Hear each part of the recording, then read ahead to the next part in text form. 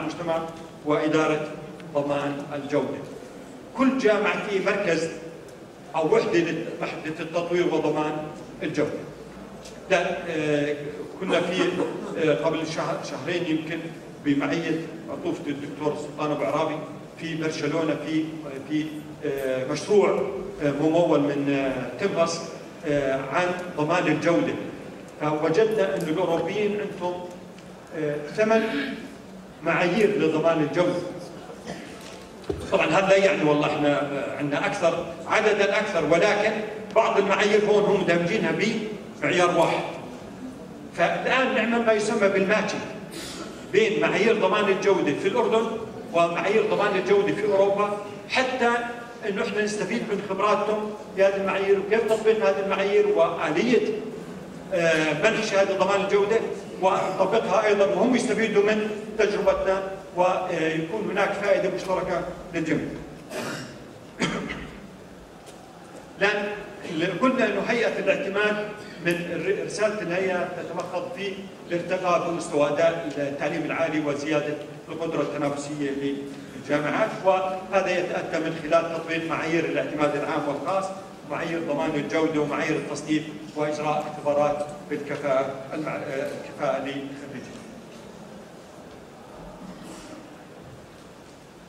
مراحل منح شهاده ضمان الجوده للمؤسسه التعليميه، وهذا بده يكون تركيزنا عليه. اولا التقدم بطلب الحصول على شهاده ضمان الجوده، تتقدم الجامعه. تقوم الهيئه بالتحقق من شروط الأهلية أو أهلية الجامعة، هل هي مؤهلة للتقدم لهذه الشهادة، للحصول على هذه الشهادة أم لا؟ هذا طبعا تأخذ حوالي 6 أسابيع له شهر ونص. الآن تقوم الجامعة بإعداد مشروع دراسة التقييم الذاتي وأخذ الموافقة عليه، وتقوم بإجراء دراسة التقييم الذاتي. لأن هذا الأمر يأخذ حوالي سنة 12 شهر. شوف قديش الفترة اللي المفروض تأخذها الجامعة من إعداد مشروع الدراسة، دراسة التقييم الذاتي، وأيضا إجراء التقييم الذاتي. لأن هذا يعرض على الهيئة. الهيئة تقوم بتشكيل لجنة خبراء ويقوم بعدة زيارات ميدانية للجامعة، وطبعا يحصلوا ويجمعوا المعلومات وكل البيانات اللازمة حتى أنه نضمن او حتى انه نتاكد ونتحقق من انه هذه الجامعه يعني البيانات والمعلومات تتطابق مع التقييم الذاتي ام لا، بعدين نشوف انه الجامعه هي مؤهله ام لا. طبعا كل معيار من هذه المعايير له تقدير، نعطيه درجه، مجموعهم من 200، واحنا مقسمينهم مثلا من 160 فما فوق نعطيه تقدير ممتاز، وبالتالي بنقول هو مؤهل للحصول على ضمان الجودة. لا، اللجنة تقدم تقريرها لمجلس الهيئة، وهناك طبعا مجلس الهيئة يتخذ واحد من القرارات الثلاثة: إما منح الشهادة للمؤسسة، وهذه تتطلب 5 سنوات متابعة، لمدة 5 سنوات بنتابع انه هل فعلا مستوى التعليم وجوده التعليم ما زال مستمره في هذه الجامعه، ولا خلص اخذوها مره وبعدين سلام سلمك. لا، 5 سنوات. او ممكن يكون القرار الثاني تاجيل منح الشهاده. ما بعطيه، لا يعني حجب الشهاده، لا، تاجيلها. بقول له انه بعد 2 سنين. طبعا ليش تاجيلها؟ لانه بقول له عندك نواقص 1 2 3 4، وانت معك ما بدي اياها بليل ويوم تجيب لي اياها، لا، معك 2 سنين. اذا بتكملهم شهر، شهرين، نص سنه، بسنه، على طول ما في مشكله، بس معك 2 سنين حتى تشتغل على هذه النواقص. طبعا القرار الثالث هو حجب الشهاده، بمعنى انه الجامعه لم تحقق معايير ضمان الجوده، وهذا يعني انه الجامعه بدها تشتغل لمده 3 سنوات، وبعد 3 سنوات تتقدم مرة أخرى بطلب للحصول على ضمان الجودة. لأن التحديات التي تواجه تحقيق ضمان الجودة في مؤسسات التعليم العالي. قلنا التوسع الهائل في الطلب على التعليم العالي، ضعف الإقبال على التعليم التقني. وهذا الأمر أو هذا الموضوع لو التعليم التقني حقيقة الآن وزارة التعليم العالي مهتمة جدا فيه، لأنه الأعداد المتزايدة من طلبة التوجيهي أو الثانوية العامة مع 41,000 طالب هذول اللي فوق الطاقة الاستيعابية حقيقة أمر ليس سهل إنك تستوعب أعداد الطلبة. لابد من التفكير في موضوع التعليم التقني. نشوف مثلا من الصف التاسع الطالب يكون، هذا جزء من استراتيجية التعليم العالي اللي أقر مجلس الوزراء قبل كم شهر، إنه خلاص في عندك فرع أكاديمي وفرع تقني، ما عاد في علم وأدب وتجارة ومهنة وآي تي وروحة وتمريض، لا، أكاديمي وتقني. على الأقل المفروض 30 إلى 40% من طلبة التوجيه يروحوا في هذا المسار اللي هو التقني، ونحن بحاجة إليه. طبعا هذه تحتاج أيضا إلى التوعية، وتحتاج إلى إنه تثقيف الناس، إنه ما نقول إنه والله لا سمح الله اللي بروح على التعليم التقني معكم مش كويس، لا، لا بالعكس. يعني ما نخلي كما كان سابقا الطالب اللي بيروح مهني تجد انه بيسوي واسطه حتى انه يرجع لوين؟ للعلمي او الادبي. هذا اللي صار. طبعا بالنسبه للتنافسيه بين مؤسسات التعليم العالي، بتعرفوا انه مؤشر التنافسيه العالمي الجلوبال كومبتيتفنس اندكس هو اللي بيعطي مؤشر باخذ حوالي 12 محور من المحاور، وبشوف قديش ترتيب كل دوله في من بين الدول في هذه لكل محور من هذه المحاور، وبعطينا الترتيب العام. الان خلينا ناخذ التعليم العالي، التعليم العالي في الأردن حصل على مرتبة، الأردن حصل على مرتبة 55 بالنسبة لمؤشر التعليم العالي بفارق أداء 4 عن العام الماضي. طبعا هذا في عام 2012، بمعنى بال 2011 كان ترتيبنا 59، بال 2012 تقدمنا 4 درجات صار 55. هذا وطبعا هون باخذ كل المعايير اللي قاعدين نتكلم عنها في ما يتعلق بالاعتماد والجوده وغيره. وكما قلت انه نشجع التنافسيه بين مؤسسات التعليم العالي، السبب في ذلك هو انه في لدينا حاجه لتطوير هذا المستوى او لتطوير التعليم العالي ونوعيه التعليم العالي والتركيز على النوعيه بدل الكم، وهذا يتطلب تطبيق معايير ومعايير الاعتماد وضمان الجوده. لان القدره التنافسيه للجامعات هذه الدايموند الاربع اجزاء هاي بسموها بورترز دايموند، نسبه الى مايكل بورتر استاذ التنافسيه في جامعه هارفارد. في عندي العرض والطلب اللي هو مدخلات التعليم العالي، اللي هو طلب مدخلات التعليم العالي تتمثل في الطالب، وهون بتكلم عن سياسات القبول. سياسات القبول، قبول الطلبه. في الجامعات الحكوميه الان جزء كبير من الطلبه اللي يقبلوا هم طبعا من خلال القبول الموحد. بعض الطلبه تجد ما له رغبه في هذا التخصص، بتقول له طيب اذا مش بقول لك والله هذا اللي طلع. لذلك تجد انه ما بنجح او مش يعني ما بتقدم او ما بتميز، لانه بقول لك انا والله غصبت عني جيت. او بيجي يقول لك والله لانه اهلي بدهم اياني اصير طبيب او مهندس. الان التوجه هو انه نبدا بسياسات القبول المباشر والتخفيف من الاستثناءات اللي قاعده تدخل للجامعه. عضو هيئه التدريس، هل كل من يحمل درجه دكتوراه يستطيع ان يدرس؟ لان هناك نظام راح يتفعل في وزاره التعليم العالي، نظام ممارسه المهنه.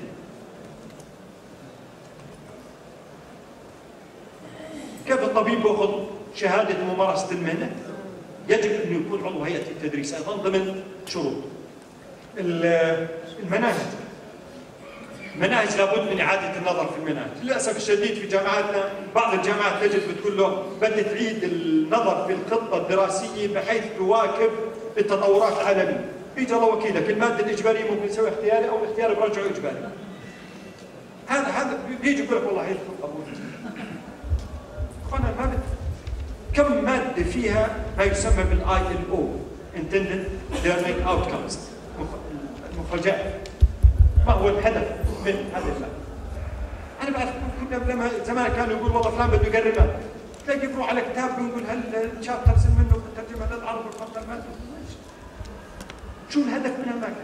هذا اللي احنا بحاجة إلى نعيد النظر في المناهج. البحث العلمي، وأيضا عطوفة الدكتور سلطان تكلم عن البحث العلمي وقديش الإنفاق على البحث العلمي. ثقافة البحث العلمي للأسف الشديد تجد أنه فقط هي للترقية. في كثير من جامعات كثير مرات تجد بتلاقي أستاذ تخرج قبل 15 سنة بتسأله والله كم بحث سويت؟ يقول لك والله بعد ما ترقيت ما سويت شيء، خلاص أنا مثبت. أنا كمان خلوني بس أضيف شغلة، إنه قبل يمكن شهر في روما التقيت بمسؤول عن ضمان الجو، فكنا عندهم ما يسمى ب ريسيرش ايفالويشن. ريسيرش ايفالويشن، تقييم الابحاث. فبقول له ليش هذا التقييم؟ قال لي حتى انه حتى لو منشور بالبحث بدي اشوف مدى تطابقه مع الاولويات الوطنيه، مدى استفاده المجتمع من هذا البحث. في عندهم قال لي حوالي 60,000 عضو هيئه تدريس في جميع جامعات ايطاليا. قال لي بنطلب من كل واحد يزودنا ب3 أبحاث خلال السنتين او ال3 الماضيه. قال لي بنعيد تقييمها. حتى اكدت عليه وقلت له طيب انا ناشر بحث في اي جيرنال اي كلاس، تقيموا اللي بدك تقيمه. قسموا التخصصات كلها ل 14 اريا، وكل اريا فيها 50 واحد منسقين، وكل واحد بيودوا البيبر لاثنين مقيمين وبيشوفوا. طبعا قلت له طيب افرض واحد مثلا مش نافع، يعني ابحاثه ما كانتش كويسه، قال هذا بينعكس على تقييمنا للبرنامج، تقييمنا للبرنامج او التخصص اللي بدرس فيه هذا الدكتور. قال لي بتقدر تسوي؟ قلت له ما بقدرش، لانه انا حسبت انا وياه عندهم، لانه بقول له قديش صار جايك؟ بقول له حوالي 180,000 183,000 بيبر. حسبت انه بيطلع 16 مليون يورو، قلت له هون وقف، لانه ما بقدرش يسويها. الان لو اجي على الجامعات واقول لهم يا اخوان كل واحد يودي لي، هاي كلنا اساتذه الجامعات، كل واحد منا يودي اخر 3 سنوات كم بيبر سوى؟ على الاكثر 3 ودي، بديش اكثر من 3. بتقول لي ليش؟ بقول لك والله بدي اقيمهم. بقول لك كيف تقيمهم؟ انا نشرتها مجله دراسات، مجلات خارج الاردن نشر، لكن بقول لك انا بدي اشوف انه مدى تطابق هذا البحث مع اولويات المجتمع. انا عندي الطاقه والمياه من الاولويات، هل احنا ابحاثنا فعلا نستفيد منها لايجاد حلول لمشاكل الطاقه والمياه ام لا؟ بالاضافه للحاكميه والبنيه التحتيه، وطبعا الجامعات الحكوميه عندنا تعاني من مشاكل التمويل بعضها، وبعض الجامعات تعاني من مشاكل التمويل، وبالتالي تجد انه بحاجه الى دعم تمويلي او دعم مالي لتطوير البنيه التحتيه. طبعا على الجانب الاخر مخرجات التعليم، مخرجات التعليم بقيسها من خلال امتحان الكفاءه الجامعيه، وهون بحدد طبعا طلبه القطاع الخاص والقطاع العام هم ايضا بحددوا نوعيه او بحدد او بقيسوا او بقيموا، خلينا نقول بقيموا نوعيه الخريجين. طبعا هيكل السوق الجامعات الحكوميه والخاصه هي منافسه احتكاريه، لا منافسه احتكاريه، كل واحد منهم تجد انه ممكن الرسوم تختلف عن الاخر بسبب انه بيقدم برامج، وهون بيجوا دور تميز في البرامج. المؤسسات ذات العلاقه اللي هي مركز تنميه الموارد البشريه، ديوان المدنيه، اتحاد الجامعات العربيه، شبكه ضمان الجوده في الدول العربيه والاجنبيه، هذه كلها لها علاقه بالعمليه التعليميه. الحكومه طبعا هون الحكومه دورها بيجي في وزاره التعليم العالي، وزاره التربيه والتعليم، وهيئه الاعتماد، وايضا لانه التشريعات الحكومه تقوم بالتشريعات وتقوم بدعم الجامعات الحكوميه. لا التصنيف من ناحيه التعريف هو عمليه يتم فيها مقارنه درجه انطباق معايير الجوده والتصنيف على مؤسسه وعلى جامعه مقارنه مع جامعه اخرى، وعلى تخصص مع التخصصات في الجامعات الأخرى. وهون بيجي أهمية التصنيف في زيادة التنافس بين الجامعات. طبعا عندنا في الأردن هون قامت هيئة الاعتماد بتقديم مسودة لوزارة التعليم العالي حول معايير التصنيف، وشكلت لجنة برئاسة الدولة الدكتور عدنان بدران لوضع معايير للتصنيف، وأعدت هذه المعايير وعرضت على مجلس التعليم العالي، وحتى الآن لم تقر بشكل رسمي هذه المعايير معايير أردنية للتصنيف للجامعات وللتخصصات أيضا. أهمية الوقوف على الكيفية التي تبدو بها الجامعة مقارنة مع الجامعات الأخرى، وأيضا قلنا ثقة المجتمع في هذه الجامعة وفي هذا التخصص، ومساعدة أولياء أمور الطلبة بمعرفة مستوى التدريس ومستوى التخصص مقارنة مع التخصصات الأخرى، واعتماد الرتب متحقق لمؤسسات التعليم العالي ناتج عن التصنيف كأساس لتوزيع الدعم. يعني ممكن إنه مؤشر للحكومة إنه هذه الجامعة مثلا جاي بالمرتبة الأخيرة. ليش جاي بالمرتبة الأخيرة؟ هل تستحق إنه نزيد الدعم أو نعطيها أكثر من الجامعات الثانية المتميزة أم لا؟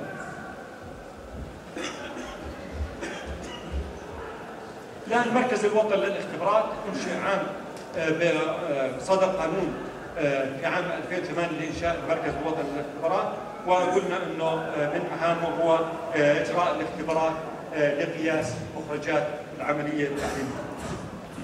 وطبعا إن شاء الله في شهر 5 راح نبدأ بامتحان الكفاءة الجامعية. طبعا هذا الامتحان جرب قبل سنوات ولكن للأسف الشديد فشل هذا الامتحان، لأنه كان امتحان تحصيلي، أكثر منه امتحان لقياس مستوى البرامج وجودة البرامج. طبعا الامتحان يهدف مثل ما قلنا للوقوف على مواطن القوة وضعف في البرامج وقياس جودة المنتوجات. ما هي التطلعات المستقبلية لهيئة الاعتماد؟ مثل ما قلت نشر ثقافة الجودة والاعتماد، وجعل عملية التقيد بمعايير ضمان الجودة والاعتماد طوعية. لاحظوا يا اخواننا في الدول الأجنبية عملية ضمان الجودة هي طوعية والاعتماد. يعني رئيس إحدى الجامعات بسأله عن أحد المسؤولين، مين عندك مسؤول عن ضمان الجودة والمعايير؟ قال لي ما فيش. قلت له ليش؟ قال لي هاي كلها embedded in the system، كلها يعني نظام عطايا التدريس بالطرف للجودة، نظام طرف منح الدرجات بالطرف للجودة، كل شيء عنده جودة داخل فيه أو معايير ضمان الجودة داخل فيه. التركيز على انه مهمه الهيئه هي التعاون مع مؤسسات التعليم العالي، واحنا دائما بنقول انه هيئه الاعتماد هي جزء من هذه المنظومه، ونحن على مسافه واحده مع الجامعات، وهدفنا هو التعاون لان كلنا فريق واحد. طبعا هو الاستمرار في تطوير معايير الاعتماد ووضع معايير واسس، ايضا لاختيار اعضاء اللجان التي تقوم بالاعتماد وتقوم بدراسه مدى تحقيق الجامعات لضمان الجودة، وأيضا وضع مؤشرات. احنا وضعنا معايير للتصنيف، لكن أيضا من مهمتنا وضع مؤشرات لهذا التصنيف من خلال تأسيس مركز الوطني للاختبارات وعقد ورشات وندوات. طبعا خلاصة أنه ضمان الجودة هي مسؤولية الجميع، سواء في الجامعة أو أيضا المسؤولين عن التعليم العالي، ولابد من اهتمام الجامعة أيضا بالتقييم الذاتي ووضع ملف تدقيق داخلي، هذا طبعا في غاية الأهمية، وتحسين نوعية مخرجات التعليم وضمان مؤامتها لسوق العمل.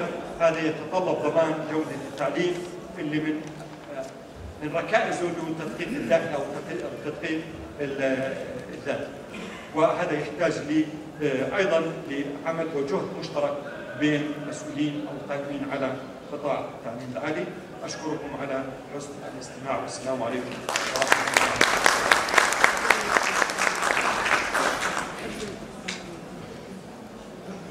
الله. شكرا دكتور بشير على هذه المحاضرة القيمة التي تناولت الاعتماد منذ أن بدأ في الأردن في التسعينات وإلى يومنا هذا. وكما قلت أنت فارس هذا الميدان في هذا الزمان، وخير من يقدم صورة جلية عن الاعتماد وضمان الجودة في الأردن. نفتح باب النقاش والحوار. وارجو انكم ما تتاخروا كثير على الغداء، يعني بلاش شايف ايدي كثير. اسمحوا لي اجلس فوق عشان اخذ الاسئله.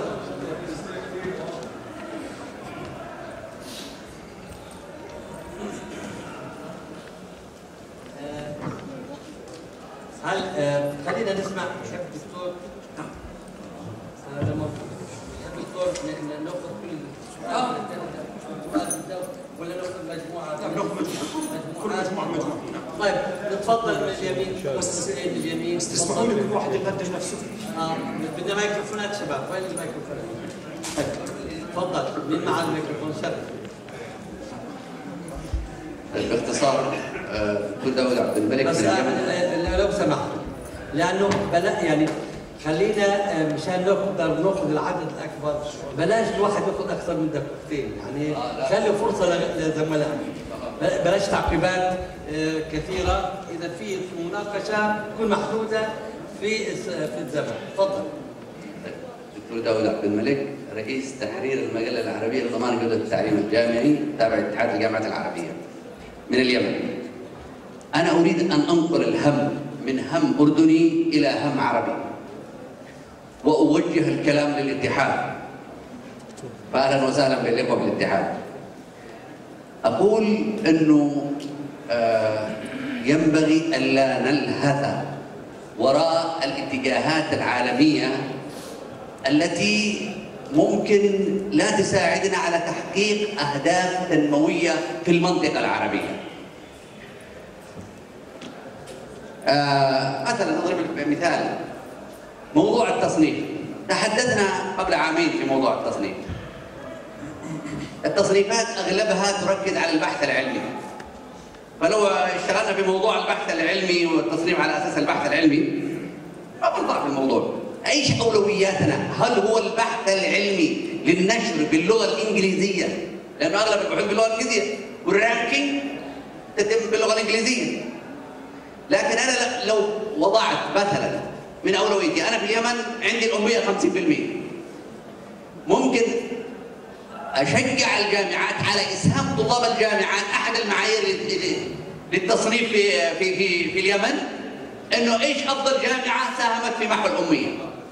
ما هي مثلا أيضا عندي مشكلة الكريشن أوف جوبز، ما في فرص عمل.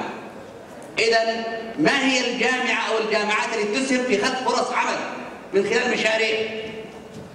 إذا ينبغي أن نفكر في تحقيق أهداف التنمية في المنطقة العربية، ولا نلهث وراء. نعم نستفيد منها، الحكمة ضالة المؤمن، ولكن إخوتي المشكلة أكبر من كده. نحن نعاني في منطقتنا العربية من قضايا ذات أولوية، وينبغي أن نوجه الجامعات العربية إلى هذه الأولويات.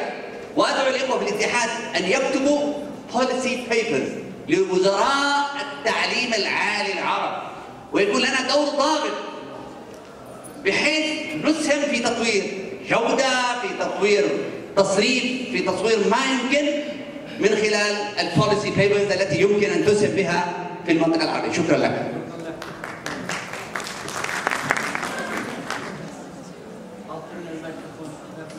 معك تفضل. السلام عليكم، سعيد وكيل من الجزائر اشتغل في السعودية. سؤال تقني بسيط. في مفهوم التنافسية العنصر الأهم هو تدني التكلفة. تدني التكلفة. أهم عنصر في مفهوم التنافسية هو تدني التكلفة، تكاليف المصاريف. وهذا غير موجود على مستوى التعليم العالي. في أغلب ممكن كل الجامعات العربية والعالم العربي. يعني أن نعتني كم يكلف الطالب، كم يكلف الأستاذ، غير موجود. وإذا غاب هذا العنصر في رأيي لن تتحقق المسؤولية. فما رأيك؟ ما رأيك؟ شكرا. مجد الكردي، جامعة القدس المفتوح. مداخلة بسيطة بخصوص التصنيف. إذا كان احنا وضعنا معايير